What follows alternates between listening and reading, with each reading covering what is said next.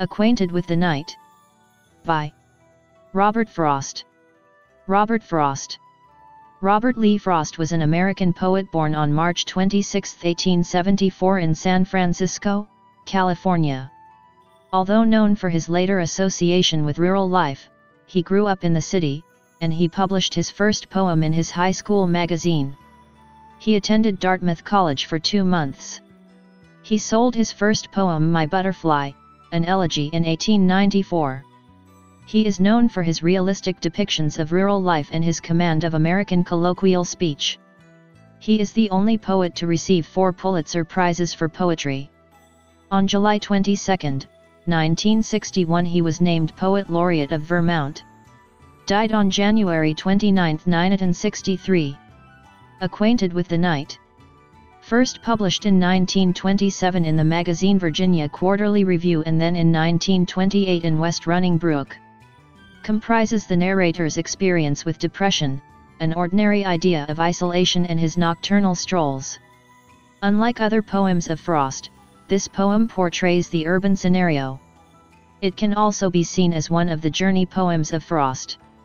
As a sonnet with iambic pentameter, it has 14 lines divided into 5 stanzas. Summary.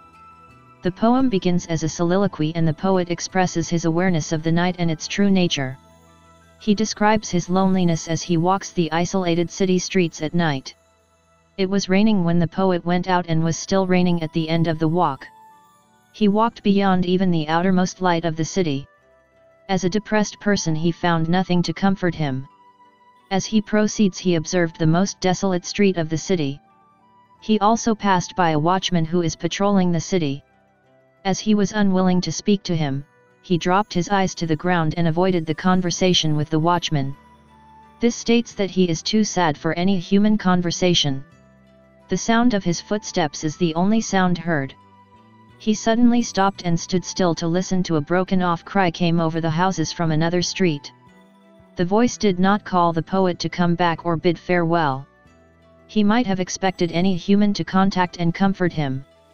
Even more distant and unearthly height the poet witnessed the moon which shines like a bright clock in the sky. This luminary clock declares that the time is not wrong or right. The poet might be on a thought that the time is the one which has made him depressed and it will take its own time to change the gloomy mood of the poet. The poet again emphasizes that he is familiar with the night or he is familiar with the current situation of his life. For more videos, like, share, subscribe. Thank you.